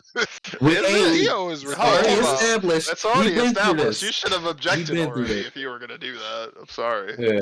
You objected to me having Obito, but you said nothing about no. Dio. Don't come at me Just now. Trust it's me. Too late. Trust me. Follow the process, bro. All right. So my team is correctly dubbed Team Overwatch. So we got Winston, we got Reaper, we got Sombra, and we have Tracer. Okay, I had Bentley from Sly Cooper, Aaron Yeager from Attack on Titan, Mystique from X-Men, and Sam Fisher from a game that will never be rebooted successfully. Damn. I don't know. Michael Irons. So can't replace him.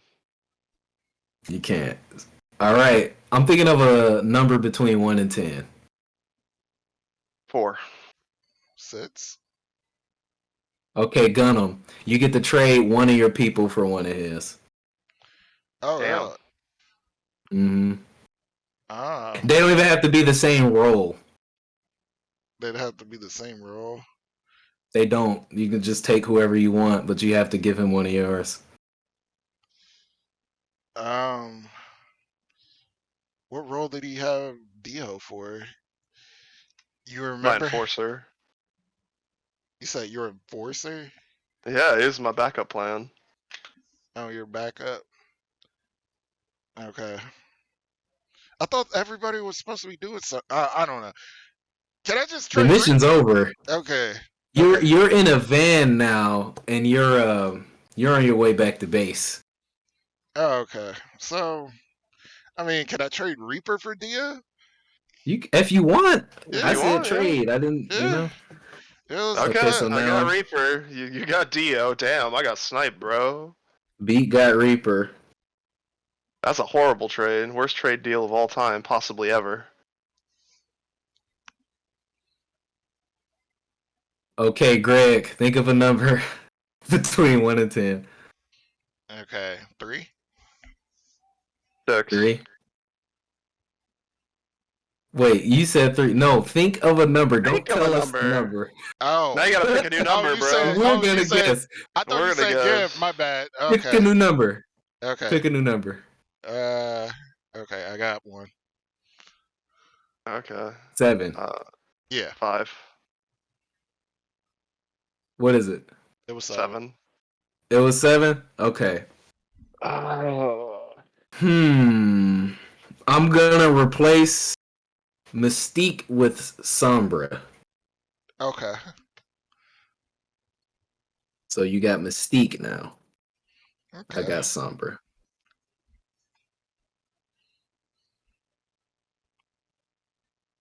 All right, we're gonna do it one more time. Beat, you think of a number. Whoever loses, you get one of theirs, but you can't take Dio back. Okay. I got 2. 5. it. It was 4. It was 4, so Yep. technically Gunnm. So you get to take one of mine. I'm gonna take Aaron Yeager. And I'm gonna. Predictable. I'm gonna give you. Who did I get from you, Kyle? Reaper? I'm giving you Reaper. I'm taking Aaron. Giving me Reaper. Yeah.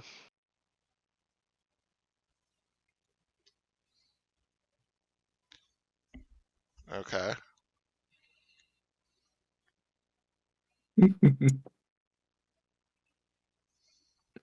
Okay. You find out that 2 of these blue 14s were actually blue 15 and blue 16. Oh shit. This was a joint operation. But that's not the big twist. The big twist is that there's a traitor in your midst. Oh shit. Mm-hmm. Ah. I had a feeling. So the first guy in each of our lineups, which coincidentally, yeah, all of our tech guys betray us. Oh shit. That's not good. Yeah. Oh, you So took Bentley mine. betrays me. Yeah, Oh, Bentley no. betrays me. Did I? Sombra was your tech technically? Yeah. Oh, jeez. I got 2 tech guys. Okay. Hey, I'm gonna run with it. Oh, you're good. You're good. Counter hacking. Yeah. So okay. So I'm good. You technically don't have a tech guy then, huh? I technically don't. No, I don't. Technically don't. Okay. So your team's good.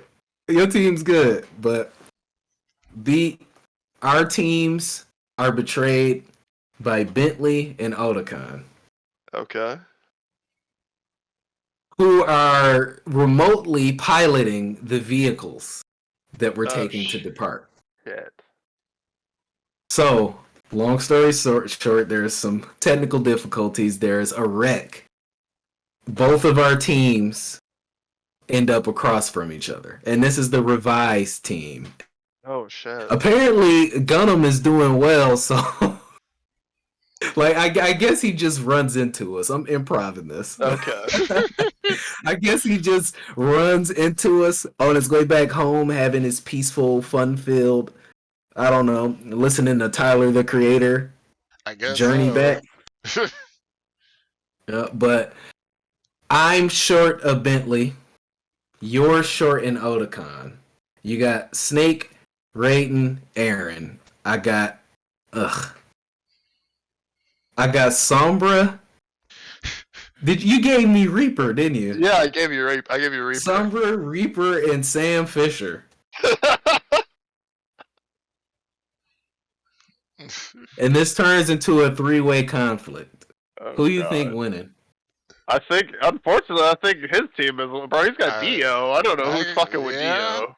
Aaron and Dio could probably battle it out. I think that's really going to be where most of the action's at. Yeah. I think I'm not even gonna try to make a case for my team. I have a dude, a chick that can turn invisible, and Reaper. I mean, Reaper can body Winston. Yeah, I agree. Reaper can body Winston. Reaper could probably take out Tracer. He can take Snake. He could take. You think Reaper could take Snake? I mean, Snake has fought a lot of people with powers and beat. Yeah, because I feel honestly, like Reaper now I is like think a about Metal it. Gear boss. He's like a Metal Gear boss. This is another day for Solid Snake, bro. Right, you like to play Castlevania. Snake, I bro. feel like low dips. A lot of people would off rip think would beat him. Yeah, dude, you have Aaron, Raiden, Snake. Raiden is good too, bro. I feel like Raiden is carving through 3/4 of your team, Greg, easily by himself. Yeah, that'd be rough. Yeah. Especially if you're talking post Revengeance Jack the Ripper, fucking Raiden, bro. Like he's fucking up like most of the people. Yeah. Raiden's fucking. He kills Otacon the second Otacon looks at him funny. He's messing up Winston for sure. The most I can do is retreat. Nice. Like I'm leaving with my team. Sombra's gonna turn invisible. Sam's gonna crawl away in the dark. Yeah. And Reaper's gonna go. I mean, I got Dio. Dio's got it against Raiden. But I would give Raiden it. and Aaron. And Aaron, Together? bro, he ain't bodying both of them at the same time, dog. And we already established Raiden can kill most of your team by himself. Okay, so how we feel about Sombra's hacking?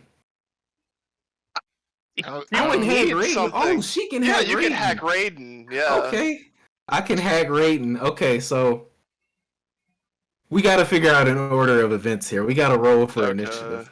Roll for initiative. Roll a d20. Okay.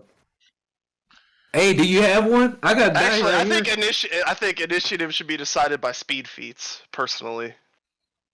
Speed feats. Speed feats. So it'd go to either Dio because of time stop, or it would go to Raiden because he's fast as fuck.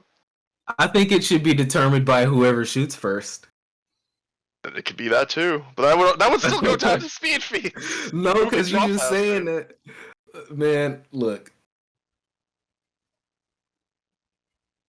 Pick a number. I got one. Alright, I got one.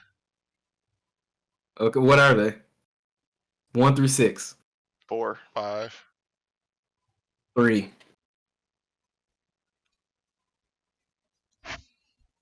3. Okay. Alright. You go So, first. Sombra hacks Raiden. Okay. Who got the closest to 3? I did. You did. What happens after that? What do you do? Who acts on your team? Okay. Because you got Snake and Aaron. Otacon is nowhere to be found. He's a traitor. So, Snake just snipes Sombra. He pulls out a sniper rifle and just takes her head off. I gotta free up Raiden, bro. Yeah. Too strong. Can she hack while invisible? Can You're the you? Overwatch expert. Yeah. But you said She she can. hacked. So you didn't say Yeah. she went invisible. That's implied. It's Sombra. Why would she not be invisible? Okay. Then I Who changed runs mine. up and hacks in Overwatch Alright, without bro. being invisible? Alright, that's fair. Oh, Snake just uses one of his gadgets to see her ass and then snipes her. Which gadget? Shit, I don't. Let me look one up real quick. Yeah, look what I mean. Cause can't Quiet turn invisible? Oh, he uses his Yeah, eye like- patch. The eye patch that he's Chameleon. got. From Okay, and 4, then bro. shoot Sombra. Shoot Sombra. Raiden's still hacked though, at least for a little bit. Yeah, for sure. Okay, so then what does your team do, Gunnm? Let's see. I mean, Aaron's the biggest threat here, so I'd have Dio engage Aaron. Alright, Dio and Aaron have a massive fight, because that's all that would end up being. Yeah. Yeah, because I mean, Reaper could then jump in and try to take advantage of Raiden being hacked in that time. Sam Fisher's just a guy. It's just a dude. He's like the best human, but he's a human, bro. Like, I mean, yeah, Sam just runs up and starts fist fighting Snake. Exactly. I probably. Reaper tries to fight Raiden. Reaper, I think, could kill Raiden, take advantage of it. I mean, just because he's hacked doesn't mean he can't move, so Yeah. he engages him. It also depends, like, Raiden's body is like full body armor, so I don't know what his bullets are really gonna do. Who doesn't have armor in Overwatch? I mean, a number of characters, but it's like if he can kill Bastion with a shotgun or kill Vegeta with a shotgun, he could kill Raiden with a shotgun. I think They could kill each other though, is the thing. I think That's so. true. I don't I think know, man. That's more likely than not gonna turn into a tie. Especially if Turn into a Raiden's hacked, then yeah, that's probably closer to a tie because he can fight without cybernetic assistance pretty well. And he won't be hacked forever. He won't be hacked forever. So, but if he Yeah. hadn't been hacked, I think Raiden takes that pretty easily most of the time. So Mystique and Tracer are still open. Yeah, doing So whatever. what are they doing, Gunnm? Let's see. No, because Winston's still open, right? God, your whole team Yeah, is. your whole It's 'cause team you- hasn't committed to anything. Yeah, it's because Dio's the only thing we were So- thinking about. So I mean, Dio's all I'm worried about. just because I can, I have Winston pick up Sam Fisher. Damn. Sam trying to get away and Winston just Snake and fucking Just because. Sam Fisher are fighting. Just to make Just sure because. he doesn't do anything. he doesn't get away with Well. Blue 16 or whatever. Yeah. So he's dead off rep. Damn. Off rip. Sombra dead, Sam dead. So Reaper is pretty much die, just fighting on his own, trying to take out Aaron, Raiden, or Snake. Okay, wait. What happens between Snake and Sam? That's what we need to Oh, figure out. Snake fucks Sam up. There's no way in hell You that Sam think- Fisher beats Solid Snake in a fist fight. That's not In happening. probably not. No. That's not fucking happening. So then Winston just finishes him off pretty much. Yeah, just stomps him, fucking gorilla punches him. And then it's Okay. Winston versus Snake. So at this point, it's literally Reaper is focused on Raiden. Aaron and Dio are fighting each other. Solid Snake is sitting around. He's in a box. But he still has to deal with Winston and Mystique. And wait, your whole team! Why do I keep forgetting you Yeah, have your a whole team hasn't done anything. He has his whole team, bro. He has everybody. I think it's safe to assume his team just body Snake. I mean, Is that what you? who does he have left? It depends. Winston, Mystique, and Tracer. Mystique alone, like, could probably hold her own with Snake. Close Yeah, quarters. I agree. Yeah. If he But- opts to fight her close quarters, he grabs his little drone, floats off, fucking drops a rocket. You don't know what he's gonna do, bro. This is not Smash Bros. I'm just saying, dog. We didn't specify. which- I mean, fair. You said I said Solid Snake. he up B's.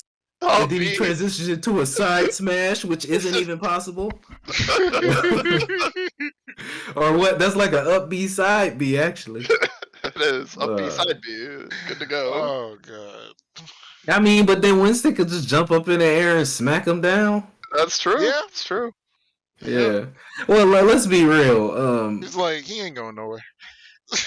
Snake ain't fighting Winston, Tracer, and No, Mystique all he's at the same not. Not time. at the same time. He's getting deaded. Yeah, so it's looking like we just got on my side. We just got Reaper, who's focused on Raiden right now. You still have Raiden and Aaron, and then this fool has a whole team. Like I'll say, Solid Snake probably killed Mystique in the process. He like got a quick little and took her out. Wounded Winston, but Tracer's still good. Winston's still up. Yeah, I would say. That's I would guess. Fair. That's pretty fair. That's fair. Okay. Yeah. So I mean, I don't know, man. It's hard to. I think Reaper has to go ult at this point. He just got to start shooting in circles everywhere. Yeah. Yep. I think at the end of this fight, pretty much everybody is dead except for Aaron. Like, I feel like, Tracer and Winston are fine until Aaron just steps on one of them accidentally in this fight with Dio. Yeah. Well, see, let's assume I would send Tracer on Reaper while she's focused on Raiden. So Tracer wasn't part of the Winston Mystique Snake beatdown. No, and Tracer came after Reaper. Well, Yeah, I guess that is a strat. Well, that should be GG. That does change things. Because then if Tracer and Raiden are fighting Reaper, Reaper's dead. That's not even a thing, bro. Yeah. That's what happens. Reaper is out of there. So now at this point, Raiden isn't hacked anymore. So you got Raiden and Aaron versus Winston Tracer. I'm gonna say Winston died in the die. Yeah, probably. Yeah. So you got Tracer and Dio versus Raiden and Aaron. My team just got wiped. I mean, yeah. It really. I took your muscle. I would have had Aaron. I knew it was gonna happen. You would have won, bro. Well, it depends, you know. This is all like some loose fake D&D rules loose, anyway. Loose fan like. So honestly, who takes it out of who's left? I think Raiden takes out the rest of the Overwatch people. Honestly, I think he solos low def. Tracer is pretty much I got bombs. Tracer is pretty much unscathed throughout this. Yeah, because she's full health. Raiden ain't touching her, which is nothing. That's not saying much. No, but she has no health. She's fragile. And Raiden is fast enough to react to her. You think? Yeah, I think Raiden is absolutely fast enough to react to her. He dodges bullets all the time like it's easy. She's not a bullet, though.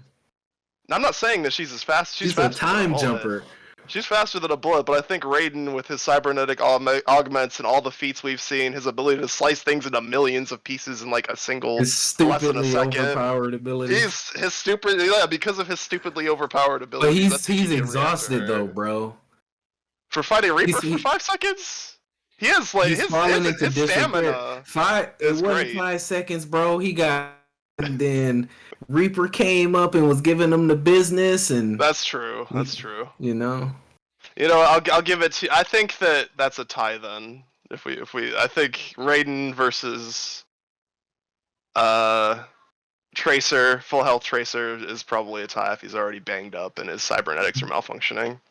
It depends how you go about it though, because you did mention her bomb, right? Yeah, she has a bomb. That's true. Yeah. Raiden and Aaron versus Tracer and Dio. I'm gonna leave this to y'all. I have no stake in this. Make your case. Let's see. So for how this goes. So Dio and Aaron. Both of them have incredibly stupid regeneration feats, so this fight's gonna take a while. Yeah, that is gonna take a while. It's like. I don't know. I have a feeling that both of our remaining teammates outside of those two are gonna die. They either are gonna die fighting each other, or they're gonna die as collateral damage from this massive fight that's going on. Probably. I mean, like, so Tracer should be able to take out Raiden. My opinion. I do not agree. She blinked But through obviously time. we wouldn't. She goes That does through that, time. but she regular. It's not like she has infinite ability to do that, or that it has no cooldown, or that it's like she's Why just are we like talking about instant. cooldowns? People fight Tracer, but people fight Tracer all the time and beat her. Like she's not like she's unbeatable. Raiden's not. Didn't he get killed? Oh, he's a cyborg. Did he die He's a as a cyborg. cyborg at any point? No, he's never died as a Ugh. cyborg. He I died as mean, he got cybernetic implants when he almost died, but that was forever ago. if I may mediate, I feel like we have to. If we were going off game mechanics, I feel like this discussion would be a little different, just a little bit. I agree. But canonically, I mean, how much can she blink? Can she just stop time? Like, It's almost instant, like as much as she wants. mm. Well, How about we let's break it down to this, right? Hmm? If either of them died and it was a 2v1, if Raiden died and it was Tracer and Dio versus Aaron, would they win? Would Tracer make a difference with Aaron, you think? Would Tracer make a difference with Aaron? She could distract him, I mean, because all she had to do was get his nape, right? Yeah, I think with the bomb, I think she could get there. Yeah. Yeah, but what about the diamond power? Oof. Yeah, I don't think she'd be able to do anything about that. Because No, I think more of Tracer a- just dies regardless. I feel honestly, Yeah. regardless of who wins, if it's a two, when it becomes a 2v, it doesn't make a difference. That second person is gonna die. Dio is gonna time stop and kill Raiden, and it'll just be over. Like, there's nothing Raiden Oh can my do to God. Dio. What if they're using their time stuff in tandem, though? I mean, I guess it depends. I don't know, man. The more I Because think about it, I'm starting to feel like... Because if Aaron is already like full on using his full strength against Dio, then Tracer can't even scratch him. She can't even touch him. She can't even annoy him. She's just not an element to the fight. Yeah, because it's just bullets, right? Yeah, it's just bullet. And at this point, he's been fighting. He's been fighting him since the beginning of the fight, so he's already going all out. He's not holding anything back. Tracer's dead, Gunnm. Tracer's dead, Yeah. bro. So Then it's it's Dio versus a versus beat up Aaron. Raiden and Aaron. And Aaron. Dio, yeah. And Aaron is like unscathed. He's fine, pretty much. Like, I mean, Dio's fine too. Dio. Dio's like, not even relative to them tired. fighting each other. Yeah. Honestly, I feel like at the point where Dio realizes that he can't really kill Aaron as easy as he thought he was going to, and Aaron's realizing that Dio, it's kind of pointless to try because Dio just can't die anyway. Like, they're both just gonna be like, alright, this is pointless. They're just gonna leave. I don't see either of them having the patience. I feel like both of them be like, this isn't even worth it anymore. Everybody's dead. We're just gonna leave. Right. But They you have to accomplish fist the bump and mission. walk away.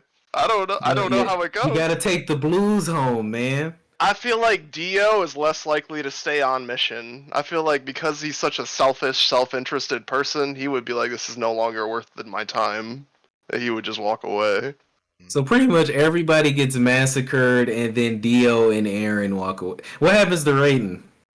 Does he die? Dies. Yeah, bro. Yeah. Dio just kills him real Yeah, quick. Dio definitely just wrecks him. He Finishes him low off, bodies him. diffs him. Yeah, he bodies him easily. And so it's down to Aaron and Dio.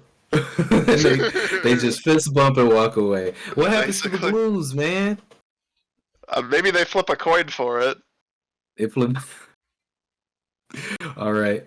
Well, one thing we do know is that it's over for Shinra. You know? Yeah. It didn't come at a low cost, but No. It only costed a bunch of really great characters dying Yep. in a field. So I think from here, Aaron needs to go on a journey to find Otacon. Probably, yeah. Otacon's gotta die. Yeah. But all right, man, that was funny. I mean, we went kind of long, so we skipped the bonus round this time. Yeah. But it was Hey, fun. Yeah. The thumbnail Trying is to going to think be about- interesting for this one. Aaron Jesus. versus Dio. Just Yeah. Aaron versus Dio. You gotta have Dio like walking up in one pose. Just See, I was thinking putting everybody against each other, but it did just turn into Aaron v. Dio at the end, didn't it? All right, then. That's a wrap. Where y'all at? Oh, shoot. You can Well- find me at Beatdown. Well, you can find me on Twitch because I'll actually be streaming. Let's Undertale because I haven't done Yes. shit. Let's do it. I'm excited. Nice, man. So you can find me on Make a note. twitch.tv/Gunnm21. Do you have a And, time you were going to do that? Right. It'll be sometime over the weekend. Okay. I'll hop in. So to find out when I do it, you can also follow me on Twitter. Smart. So at Top It's the Creator. And there's the YouTube. So youtube.com/@Gunnm921. And there's also Tumblr. So Gunnm.tumblr.com. So 4 places. Oh my god, bro! I want you to check the. I might have lowballed Raiden a little bit. I Yeah? linked something in the chat. Oh my god. We might have to continue that debate into next episode. The never-ending saga. Of how busted is Raiden. Right. Okay. You can find me at Goals in Fitness on YouTube and Dray the Spectre on pretty much everything else. Until then, Raiden dies, I guess. Yep. Till then, Raiden dies. Dio's the GOAT. Dio is the goss. Well, I picked him. All right, that's it. Alright. Alright, Peace out. alright. Later, y'all.